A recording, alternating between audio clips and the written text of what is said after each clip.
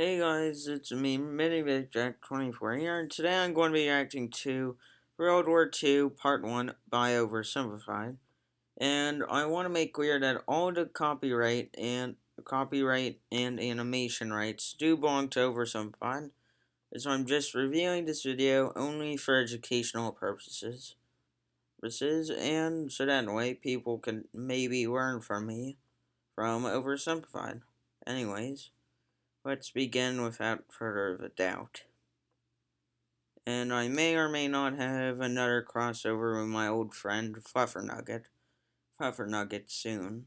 That may or may not happen. I can't confirm it and I can't deny it. Anyways, let's begin. Now, without further ado. Oh yeah, I skipped all of his promotional material. Because quite frankly, due to me being an excessive talker, I don't want this thing to be like 40 minutes long.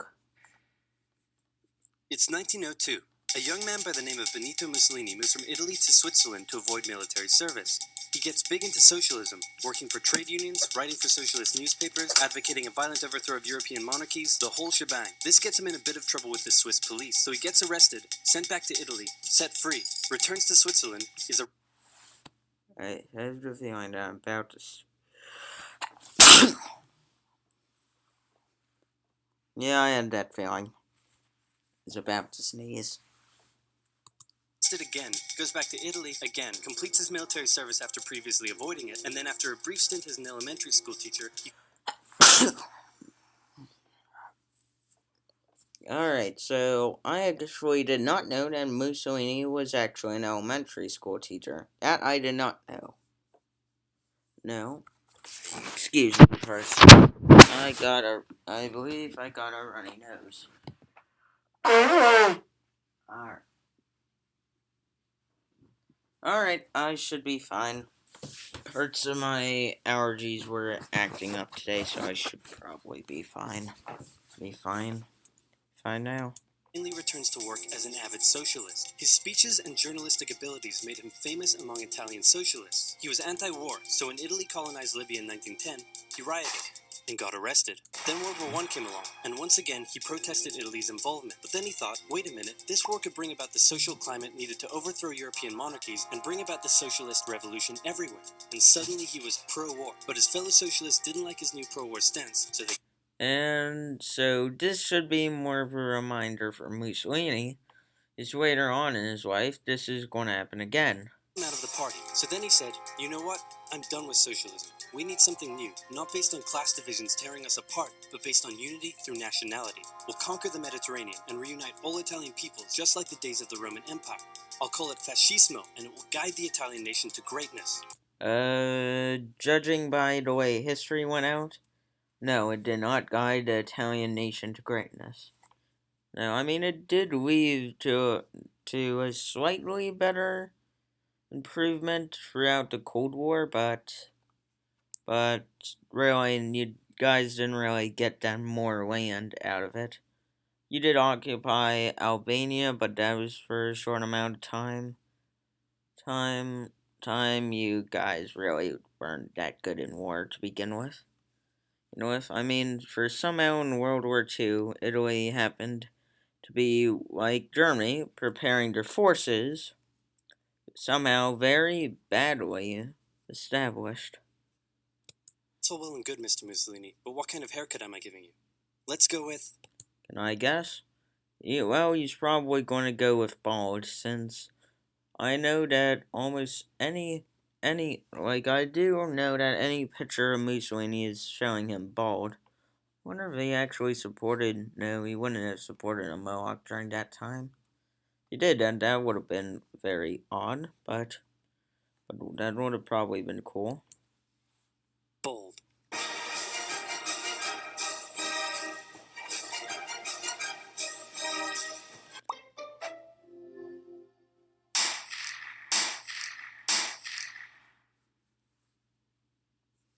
Italy had been on the winner's side in World War I, and they hoped they were going to get a lot out of it, but in the end, they only got a little, and they felt cheated. On top of that, a bad economy and weak governments meant that the Italian people were a little unhappy. So when Mussolini came along and said that he could fix everything, his fascist movement gained a lot of support. In 1922, he went to the king and said, "Make me prime minister, or I'll make me prime minister." And the king said, "You and what army?" "This army." Alright, and if it's just you without bodyguards, then that will be intimidating. Fair enough. Then he went about establishing a dictatorship with himself at its center. Europe had its first fascist dictator. This is El Duce. I always forget what it stands for, but I do know that it's Mussolini. Mussolini, since it's more Italian than German. Germany. Germany had been on the loser's side, and they got absolutely wrecked by the Treaty of Versailles. They lost territory, had to demilitarize the Rhineland, had to reduce their army to just 100,000 men, couldn't have an air force, had to pay the Allies a huge amount of money that it didn't have, and a new rule was established that every Englishman withheld the right to walk into the center of Berlin, pick out any German they wanted, and spank the hell out of them. That sounds very made up. Last one up, but it helps you understand how all of this felt to Germans. On top of that, a bad economy and weak governments meant that when a small angry man with a silly mustache came along and said that he could fix everything, the German people loved it. Hitler had been a soldier during World War I. And he nearly died throughout all of it. Through World War I, due to gas attack, he nearly died of gas attacks, artillery shells. Now, he was one of the only few Germans actually even opposed a Christmas truce during 1914, saying that the Christmas truce was a waste of German spirit of war. It was very odd and very weird. He nearly died in World War I by the fact that a British soldier had a chance to shoot him directly in the heart or chest or head, but decided to let Hitler go. And unfortunately for that soldier, it still isn't confirmed if he actually did do that or not, since he let a lot of other German soldiers go at the time. It's rumored that Hitler wasn't there or was there about it. It was confusing. It was confusing. I mean, once the man heard on what Hitler later became, he was more infuriated with himself when he had the chance right then and there to kill the man who would kill about 12 million people in the Holocaust and essentially take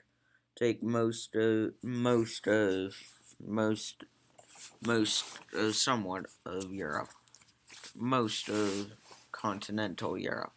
He was crazy patriotic, and nobody was madder than him about Germany's humiliation. He helped start a new political party, and in 1923 attempted a march on Munich with his boys. Why are they censoring out the swastikas? It does not make sense. And then he got arrested. But and during that arresting time, he pretty much wrote his book Mein Kampf. Don't read it. It sucks. It sucks and it's racist. And pretty much he believes that he is a savior due to the fact that after World War I, he pretty much lost his sight mentally. Not physically. Physically he can see, but his mind couldn't be opened. So a German doctor tried a tiny bit of hypnosis with him and sort of rumored to Hitler that he was some sort of great savior of Germany, even though that happens to be completely opposite by the end of 1945. But as we find out that it wasn't that hard, that it sort of convinced Hitler to go more on an utter compassion. Popularity grew and grew, and in 1933, the president made him chancellor. He believed he was Germany's great destined savior, and he went full megalomaniac, establishing a dictatorship with himself at its center. Europe had fascist dictator number 2. Hitler and Mussolini had a lot of this. Well, I mean, let's see.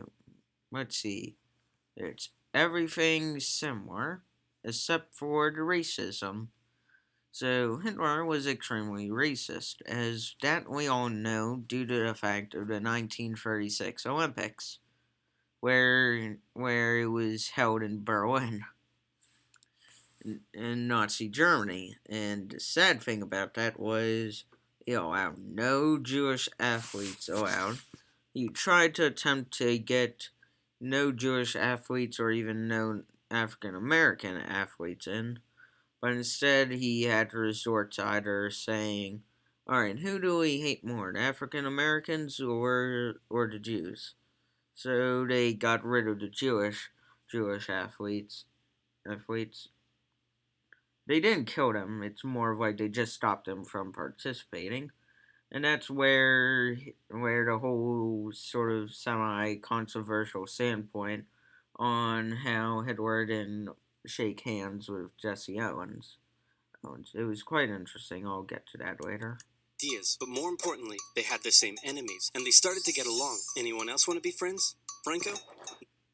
No, the Spanish Civil War was sort of hard, even though Spain did become fascist throughout this, but all throughout it, I mean, Spain just stayed out of it along with Portugal. They just stayed outside of the World War. You good? I do. Who's that? It's Japan, and they've taken over northern China. Let's rewind a bit. Japan had isolated itself from the rest of the world for over 200 years until the Americans showed up and said, "You're going to trade with us and you're going to like it." Then I'm not gonna lie, that is actually sort of what happened. Western powers imposed a bunch of unequal treaties, meaning Japan's economy was bust. They also had no natural resources, so they decided to go get some. They went to war with China to gain a sphere of influence over Korea, and they took a For those who are wondering on how the Japanese were able to get guns and ammunition, well, that was due to a few bits of trading with the Dutch during their isolation and through some parts of the unequal treaties, as he just said. But so this is where the Russo-Japanese War is going to begin, whereas you see Japan just took Korea just like that, which was something Japan wanted to do for a long time.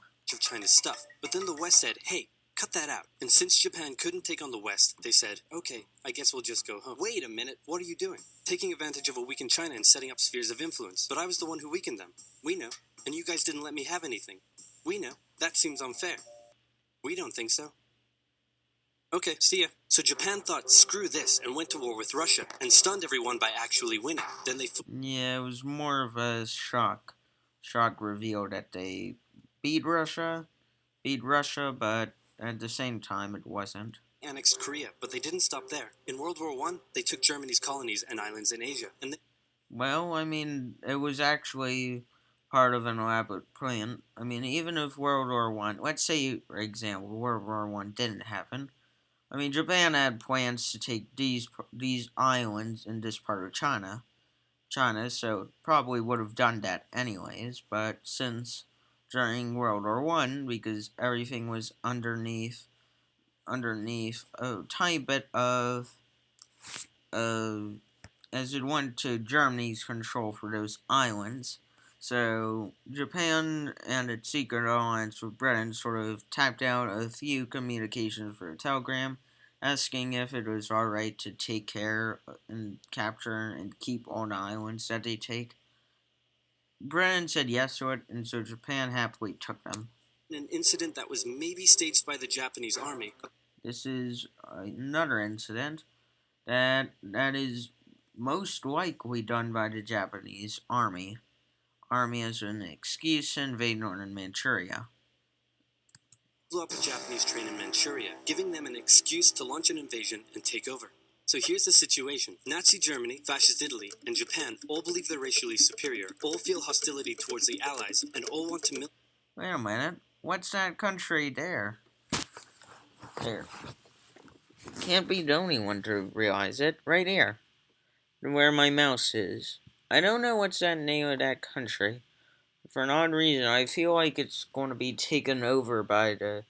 No, wait, hold on. It would probably be taken over in the Soviet Union, or it would probably have been...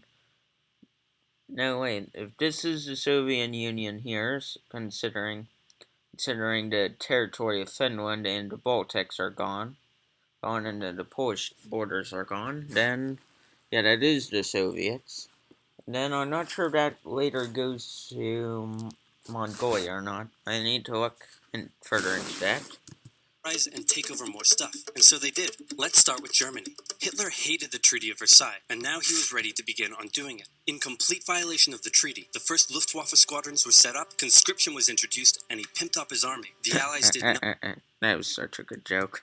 Then Hitler sent his army back into the demilitarized Rhineland, giving orders to immediately retreat if the Allies showed up.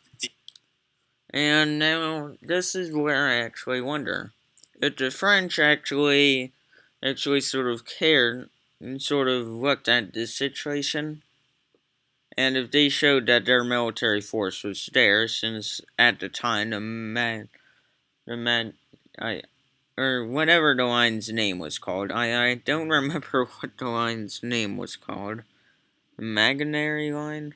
I need to look. He says it later in the video, and I need to remember what it's called. But since France and England did nothing, so this is what gave Germany time to sort of pretty much repair its army. Allies did nothing. With his military re-strengthened, he could now move on to step 2.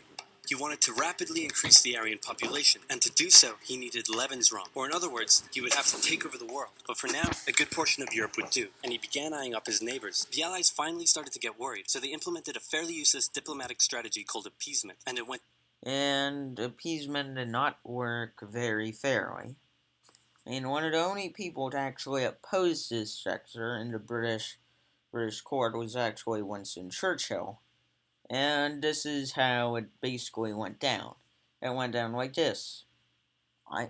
Someone would say, I want that thing. People would say, no, you can't have that thing. Alright, you can have that thing, but no more.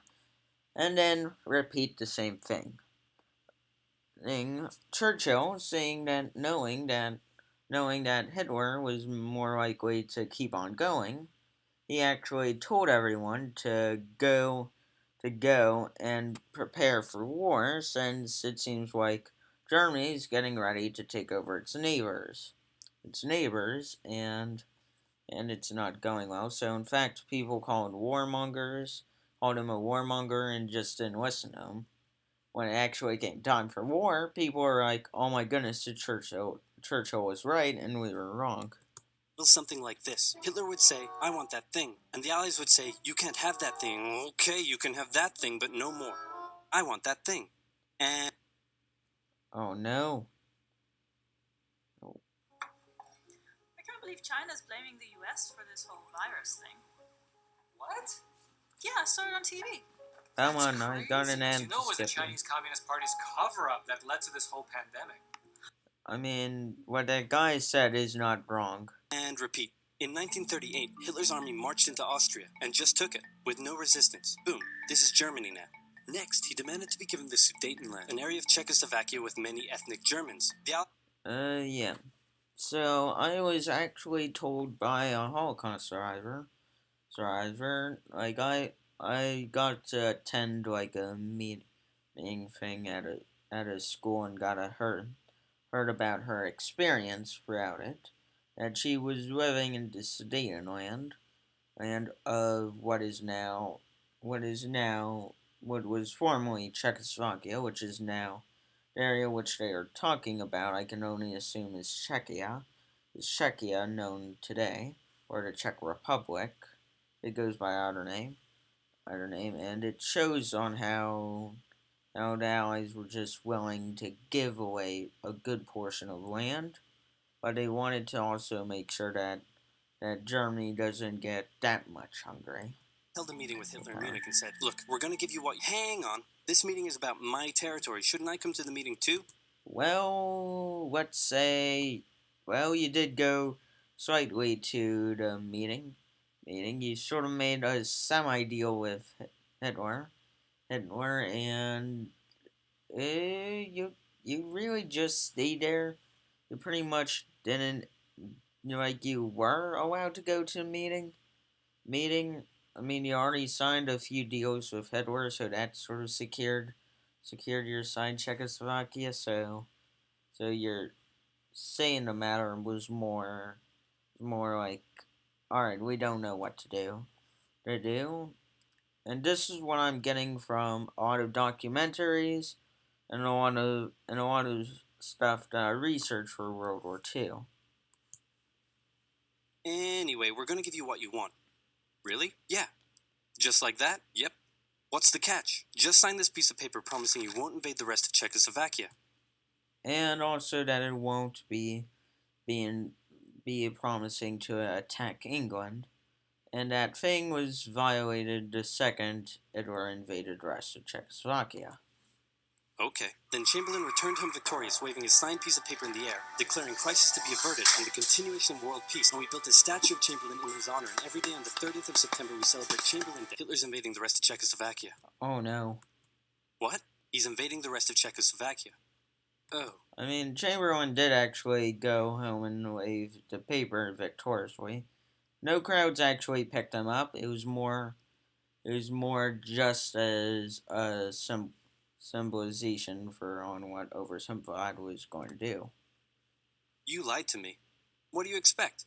I'm Hitler. Not to be outdone, Mussolini also wanted to get in on the action. He thought Alright, let's see. What would Mussolini do? himself, isn't there a not yet colonized nation somewhere which is so underdeveloped that the people would be defending themselves against our tanks with literal bows and arrows and wooden spears? Oh, there is? Alright, so Which is so underdeveloped that the people would be defending. alright, so Oh, there is? I'm sorry, I'm not gonna I don't want to mispronounce the name of the former country. I'm just going to go on what it's known as today. Today it's known as Ethiopia. And so, pretty much what the Italians did were humongous amounts of gas attacks on the people, and they kept on fighting slightly throughout World War II. But this was before actual war was declared and where the World War actually began. This was more side battles. Fantastic. And so he took it. Italy also wanted to control the entrance to the Adriatic Sea, so they occupied Albania. Then, in another incident which was maybe staged by the Japanese, gunfire was exchanged by Japanese and Chinese troops at the Marco Polo Bridge. But the real question is, who shot the first... Alright, who fired the first shot?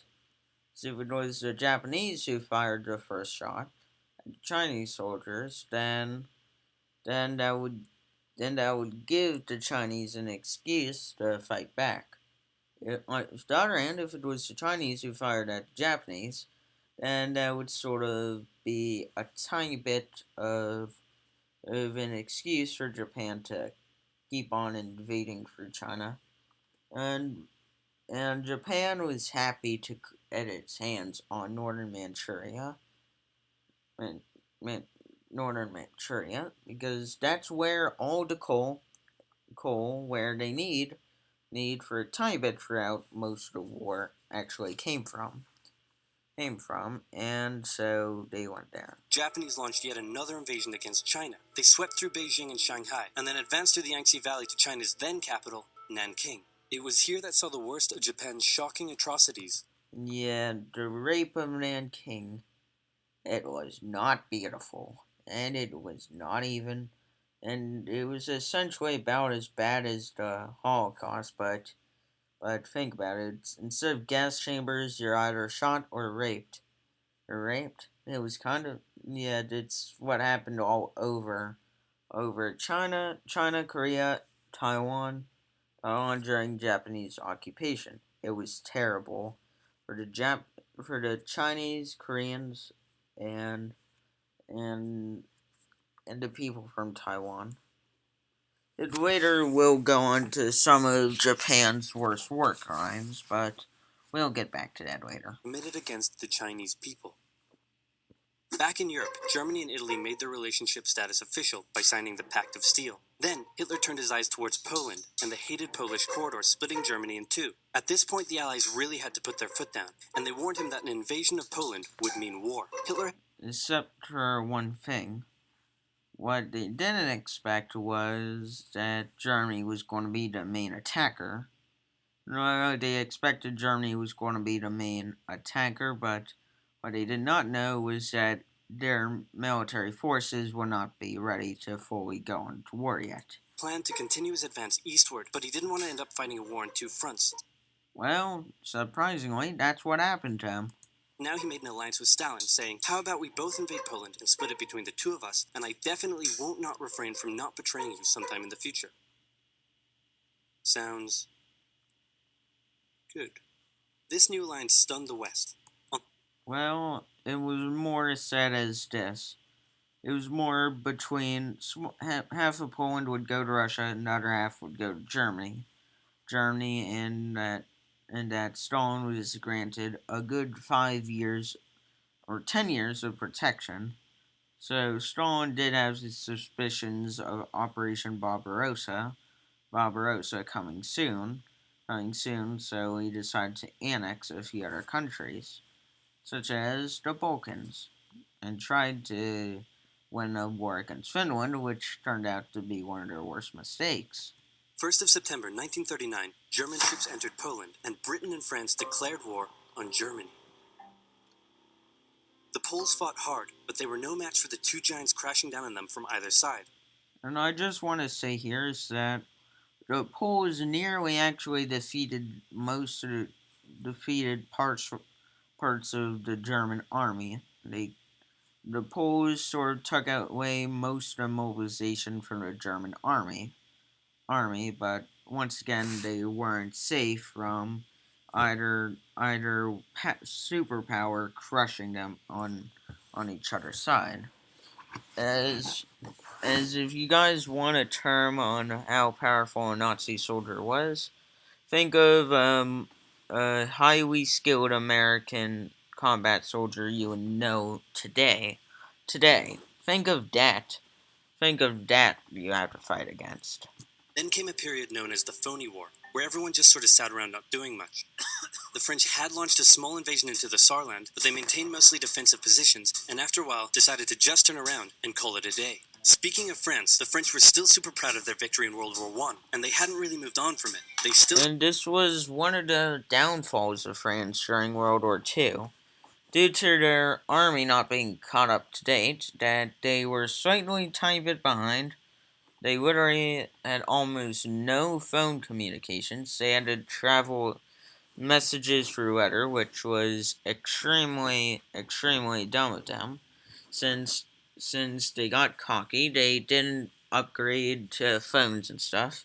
So if they did, they would have probably have gotten better words to the army, and not wait a few weeks like most of them did. Forces, they dispatched messages by motorbike instead of using radio. Orders from the commander-in-chief were usually pretty vague, and the troops were rarely inspected. They built a line of defenses along their German border, but didn't bother extending it. Yeah, so this line here, the magnet line, I'm sorry, I just don't know how to pronounce this name. Like, I just don't know how to pronounce it. It is interesting. I mean, if France did set it up all the way from the channel side through here, but yet still moved its soldiers through on, it could have possibly have saved the French from what has become known as Blitzkrieg. Way to the channel, and they wouldn't launch artillery strikes against Germany out of fear of being retaliated against in a war. Really? They were scared that they couldn't shoot at Germany. I mean, if you're in a war and you just see Germany shoot down the enemy, it's clearly got its forces on the opposite side of the country. Shoot at They it. didn't want to attack the enemy. And at first the UK wasn't much better. Chamberlain still naively hoped that the war could be ended diplomatically. Instead of bombing raids, the RAF dropped propaganda leaflets over German cities, which one air marshal said likely did nothing but provide the continent with toilet paper for the Oh yes, when you go out to the Outenhausen, listen, you need a lot of toilet paper. That is correct. duration of the war. They also only sent 200,000 men to France, while the French had mobilized millions. Both Britain and France wanted to avoid a repeat of the First World War, and so they wanted to keep the war as far from home as possible. So they turned their eyes north, towards Norway. Neutral Sweden was exporting iron ore to Germany through neutral Norway, so the Allies asked them Both neutral Sweden and neutral Norway. Oh, they weren't sort of sort of neutral if they're exporting ore throughout stuff. Could please stop exporting iron ore to Germany, but this request was refused. Then the Soviet Union attacked Finland, so the Allies. And just quick history on the Winter War. This sort of became known as a military struggle for the Soviets. The Soviets, because apparently they didn't think invading a country that. Oh yeah, let me give a very good explanation for this. So during the Great Purges of the early Stalin era, Stalin killed most of the experienced generals by having them sent to gulags or literally being hung or firing squad, and so pretty much new generals were placed in, not one with military experience. So it went about as good as you can expect, and it was just a stalemate between two giants of having cold winter. Russia's got Siberian winters. Finland is got winters, I believe, that are a lot worse than Russia's winter, which sort of in itself was already bad since Finland actually decided to set up extreme checkpoints on the Soviet borders instead of extreme defensive points, and sort of use techniques that the Soviets would later use against the Germans when they invaded. See that Stalin wanted to get some more territory above the north, just in case if Hitler decided to go around and attack attack the Soviet Union from the north,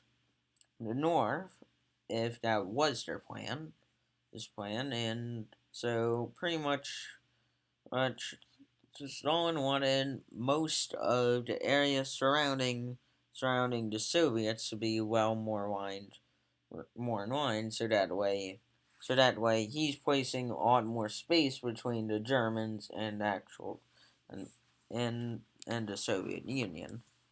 How about we land troops in Norway and move them across Sweden to go help out your good pal Finland, and along the way maybe take control of all your armed forces? But Norway and Sweden still said no. So the UK mined the waters around Norway to force any transport ships into international waters, and they also attacked a German tanker they found in the area. Hitler realized what the Allies were up to, and he quickly moved to secure his supply of iron ore. He launched an invasion through Denmark into Norway. The Allies rushed. Yeah, Denmark sort of surrendered on them. Land troops at key ports along the coast, but Germany had taken control of Norway's airfield, and their air superiority decided the fight. The Allies had to retreat. After this slightly embarrassing failure, Chamberlain resigned and was. And take note of this, as the next events that are going to happen take place in a matter of 8 days. 8 days. When Chamberlain resigns on the morning after they've got defeated in Norway, this is what happens. Then Churchill comes in, and immediately the public and the government actually sort of forgives him since they marked him as warmonger. Placed with Winston Churchill, who had a slightly different approach to dealing with the Germans. Hitler's overall strategy was similar to Germany's First World War strategy. Attack France, defeat France, knocking out the UK in the process, then turn on the Soviet Union and win the war. During the phony war, the Allies had given Hitler time to prepare his forces. Now, he was ready to attack. The Allies had wanted to place troops in Belgium, but Belgium had refused, and Yeah, so this is sort of an intentional plan of the Germans, as this happened the same day, I believe, as Churchill became prime minister. German forces invaded the Netherlands or Holland or whatever it was called during that time. I'm sorry, Netherlands. I don't know what you were called during World War II. Because quite frankly, I always forgot that if you're either called Holland or not. And so pretty much this is what happened. With the troops stationed more ready for a war, or like front through like similar to the First World War. What they did not know was due to the French French's lack of communication due to, once again, motorbikes and said letterings, that they did not have the proper numbers to actually go and defeat people. That surprised pretty much no one. Hitler launched an invasion to get around France's defenses. The Allies charged into Belgium at full speed to meet the German invasion head on, and it looked like. And this was where Germans actually had a smart plan. See, slightly before the Allies rushed in. See this area here on why it's not protected, and why there's a German army there. Well, that German army was very well hidden away from the French, and the French even reported mass gatherings of German army, Panzer tank divisions there, and they asked the French leader. I'm not sure they were president or prime minister during that time. I don't know. Don't know which is which. I'm sorry, France. I don't know what you do for government these days or not. So pretty much, instead of having a chance to actually bomb out the German invasion, I would have done that. And due to Hitler giving some of his men crystal meth, by some of his men I mean his Air Force and tank divisions, he literally encircled his movements and bombed everything in less than 3 days. A repeat of the First World War was coming, but this time Hitler had a trick up his sleeve. Blitzkrieg. As the Germans advanced, they sent thousands of refugees westward, Which was a strong point for them, since they also got to burn down and destroy a few Belgian and Netherlands cities, throwing the Allies into sort of trouble as they had to hurry out through refugees.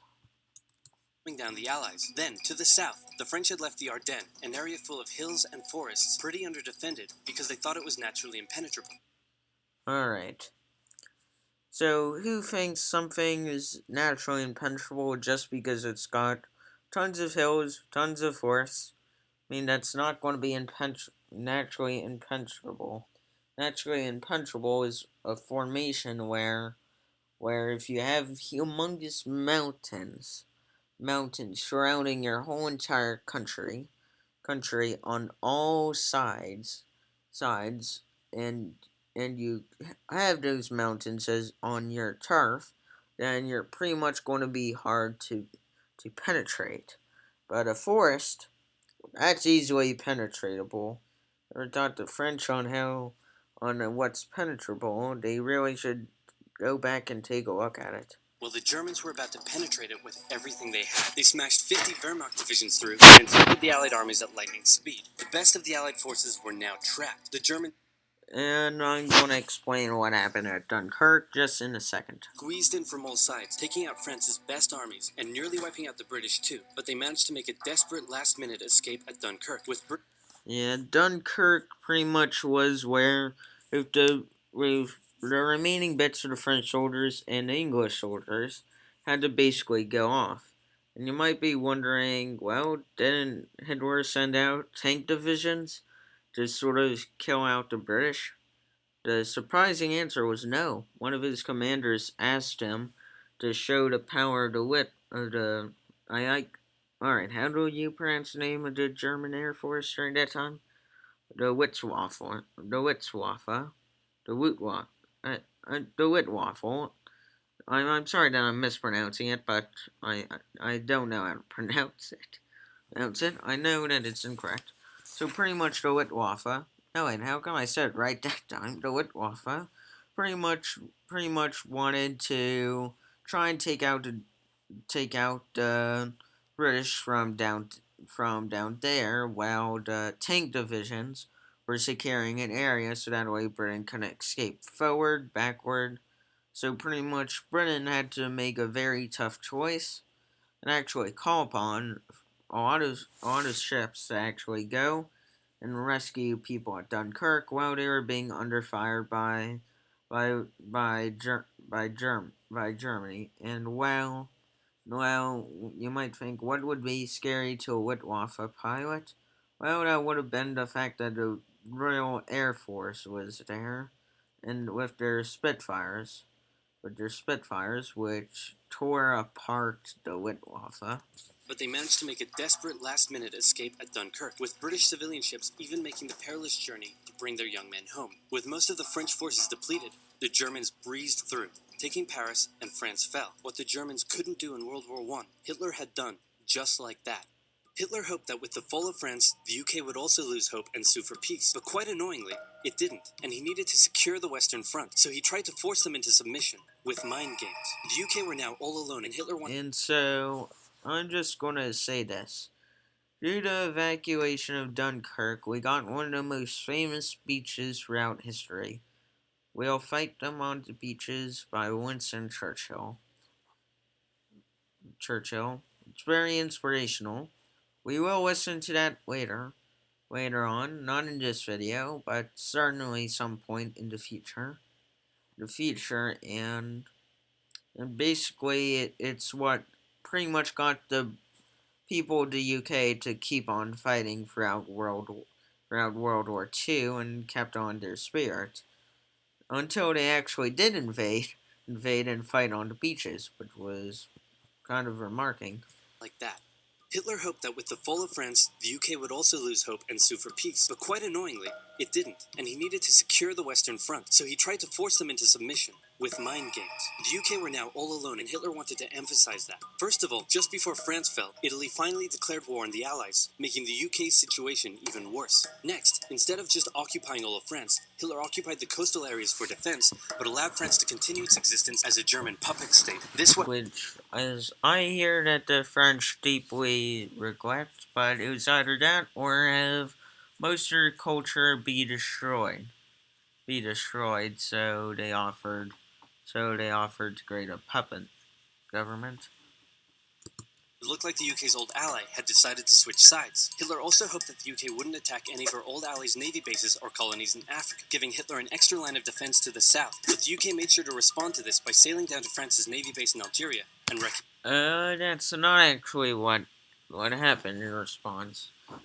In the UK, there was fear that the Germans were planning to straight out invade Great Britain, and it's unknown if they would have kept on going to Northern Ireland or to the Republic of Ireland, as they were mainly more focused on the British island, on Great Britain, and not really that much on Ireland or Northern Ireland. So, in order to do this, the British wanted to show the Germans that they're going to give them a hard time, and so they sent down their navy to pretty much destroy parts of France's navy, so that way they can't use that navy while trying to attack or invade Britain, invade Britain. So it was more of a smarter move by Churchill, but lesser move for France's for parts of the French navy. bunch of ships. So have at it. Hitler then began laying down plans for an invasion of Great Britain. Before German troops could land on British soil, he would first need air and naval superiority across the Channel. Waves of German bombers came, while the completely outnumbered RAF worked bravely around the clock in an attempt to quell the German attacks. At first, the Luftwaffe targeted British ports and coastal facilities. And usually the RAF, or Royal Air Force, kept on interceiving it due to very good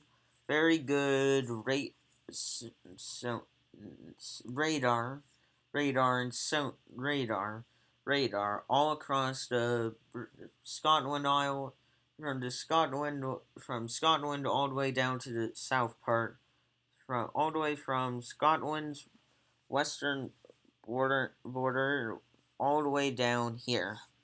Not western border, eastern border, all the way down there.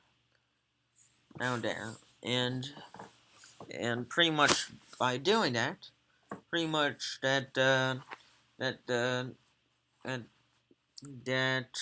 Brennan was able to know when and where air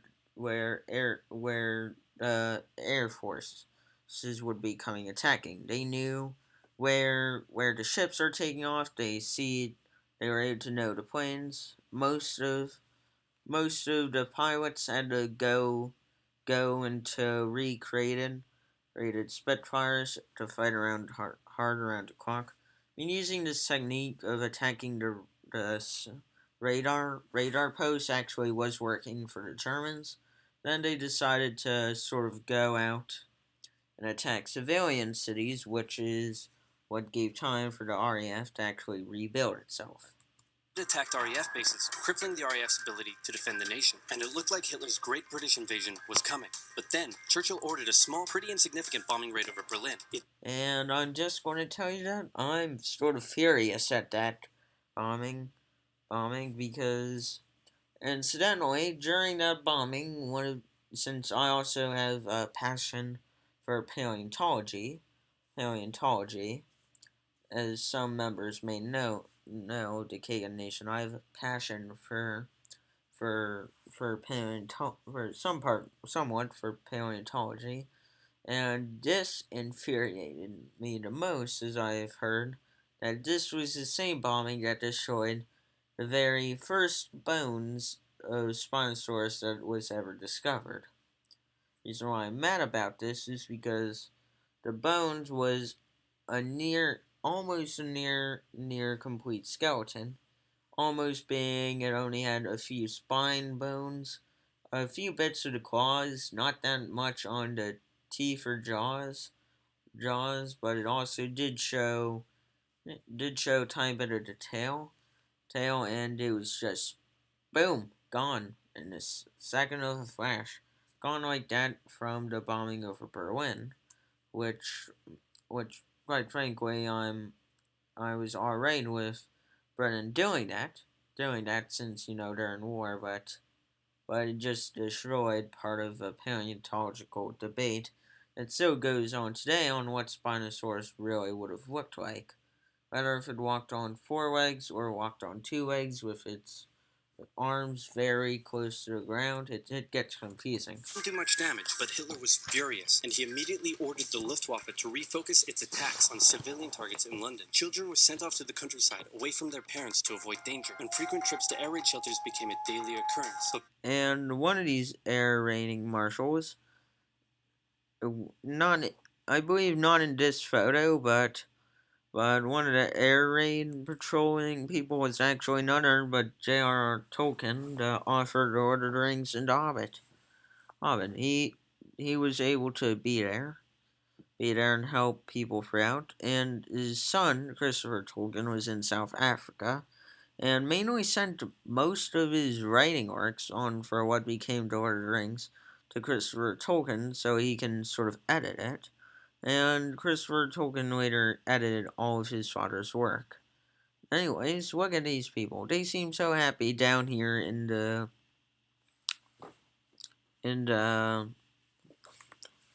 air raid shelters. I mean, they casual around. I can see on where they get their toughness from. British morale held firm. Smiling, knitting, lounging casually, these people have balls of steel.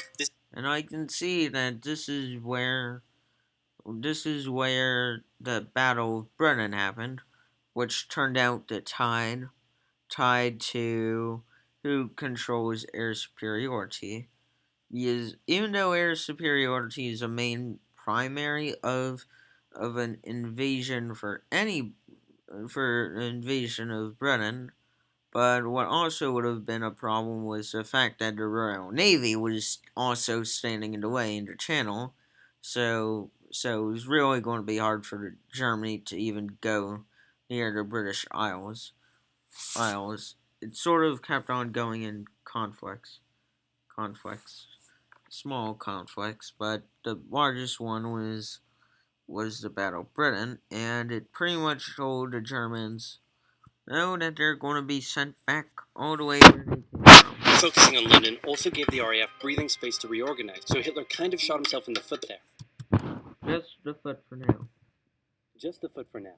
Finally, the Luftwaffe sent one massive all-out attack on London, and the RAF successfully repelled it, destroying many of the German aircraft and placing air superiority firmly in British hands. Hitler's invasion had to be postponed, but the bombing of British cities continued for some time. So, as we're looking at this, I'm going to tell you that, see where my mouse is? All the way from, I believe, from this part of England to Scotland.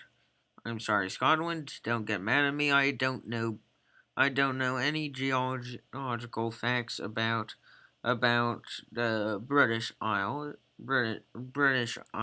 So I know that from here to there, there all over the coast were a bunch of radar positions, since tracking every movement of the German airspace.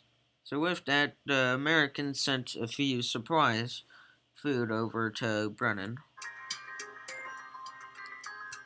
Oh yes, we will go and watch over some fine World War II Part 1.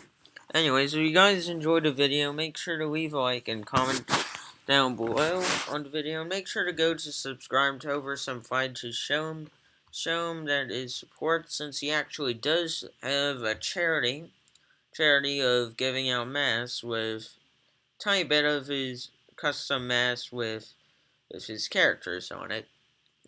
And anyways, all the copyright does belong to Oversimplified, as I clearly stated before. I just feel like I'm about to sneeze again.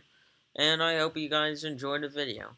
And next time, I may or may not be joined in with Fluffer Nugget again. Anyways, goodbye.